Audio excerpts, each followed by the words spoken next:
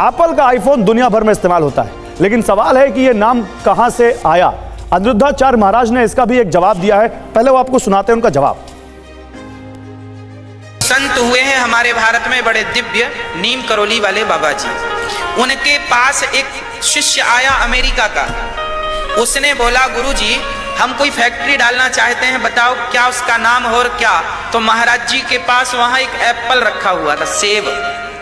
तो महाराज जी ने सेब को खाया और खा के चेले को पकड़ा दिया, ये रहा तेरी फैक्ट्री का सैंपल। बस खाया हुआ एप्पल महाराज जी ने दिया उस अमेरिका के शिष्य को, उसने उस खाए हुए एप्पल को इतना बड़ा ब्रांड बना लिया कि आज पूरी दुनिया में सबसे बड़ा ब्रांड है उसका। और अब महाराज जी पर इससे जुड़ा सवाल, क्या अनिरुद्धाचार्य जी महाराज ने बिना तथ्यों को जाने भक्तों को एप्पल कंपनी की कहानी सुनाई? ये सवाल है उनके ऊपर, क्या अनिरुद्धाचार्य जी महाराज ने बिना तथ्यों को जाने भक्तों को एप्पल कंपनी की कहानी सुनाई?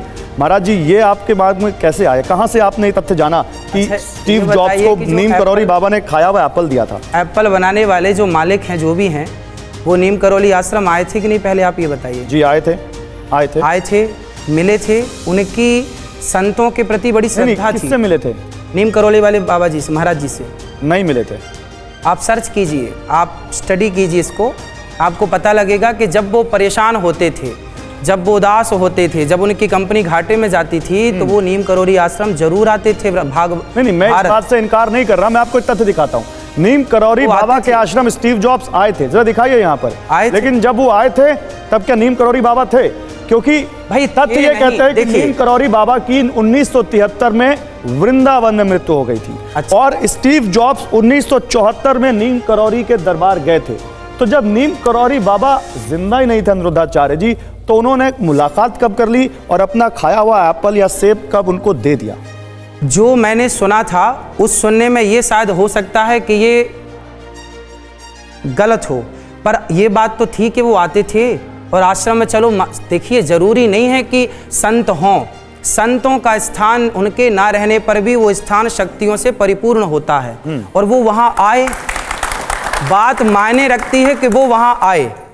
संत जी से भेंट हुई नहीं हुई वो अलग मुद्दा हो सकता है, वो मैंने जो सुना था, सुनाने वाले ने मेरे को गलत सुना दिया हो। तो मुझे मेरे एक जानने वाले ने ये सवाल पूछा है कि आपको ये तथ्य कौन बनाकर देता है? क्या आपको लगता है कि आपको गलत तथ्य दिए जा रहे हैं? देखिए, आप कहां से प्रेरणा, ये तथ्य कहां से लाते हैं आप? हो सकता है कि बात सुनी, ये इतना तो सत्य है कि वो आते थे आश्रम, आप भी मान रहे हैं जी।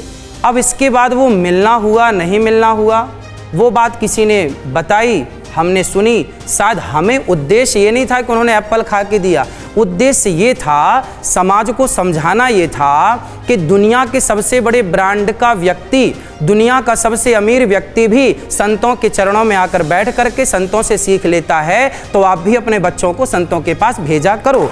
ये उद्देश्य है, समझाना। ये एक बात कहना चाहता हूँ, ये अच्छी बात है, इस बात में पॉजिटिविटी है कि इन्होंने इस बात को माना कि इन्होंने कहीं से कुछ ज्ञान गलत ले लिया और वो गलत ज्ञान था, तो वो उस बात को मानते हैं। मैं चाहता हूँ एक बार इनके लिए इसलिए जोरदार तालियां होनी चाहिए अनिरुद्धाचार्य महाराज जी के लिए। लेकिन ये वो तथ्य मान रहे हैं कि ये गलत तथ्य था, और आप आगे से जब भी ऐसे तथ्य रखेंगे तो उनको चेक जरूर करेंगे अनिरुद्धाचार्य जी। बिल्कुल, आपकी बात से हम सहमत हैं। हाँ। परंतु हमारा उद्देश्य कहने का सिर्फ इतना है कि संतों से जो आजकल के बच्चे दूर हो रहे हैं, इसी से वो संस्कारहीन हो रहे हैं। यदि वो संतों से जुड़ते तो संस्कार जरूर पाते।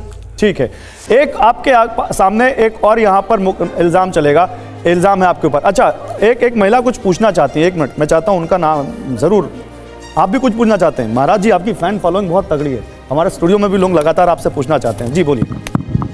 सर, मैं ये पूछना चाहती हूँ कि सारे संत नीम करोली बाबा जैसे नहीं हो सकते। आपने बोला ना कि संतों से जुड़ना चाहिए। हाँ। पर आप इस बात से अग्री करते हो कि सारे संत नीम करोली बाबा के जितने हम उनको नहीं, हर कोई उतने प्योर नहीं हो सकता। तो हर आदमी वो एप्पल वाले मालिक भी तो नहीं हो सकते।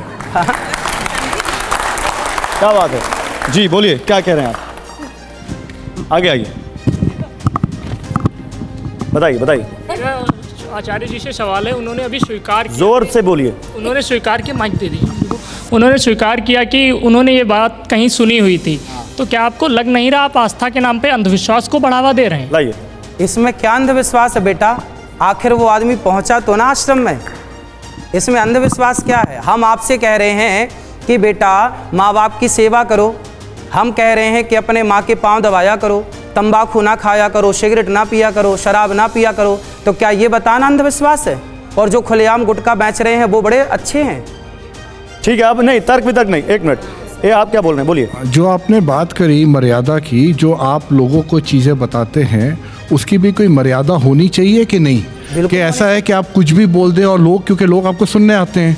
ठीक है, बताइए। कुछ भी नहीं बोला जाता। अभी एक सवाल का जवाब दे। कुछ भी नहीं बोला जाता, जो तथ्य होते हैं वो बोले जाते हैं, शास्त्रोक्त जो बातें बोली जाती हैं। हाँ, समझाने के लिए समझाने का तरीका अलग हो सकता है, समझाने के तरीके में अंतर आ सकता है, पर भाव में अंतर नहीं आ सकता। उद्देश्य तो अपने सिद्धांत को पुष्ट करना है।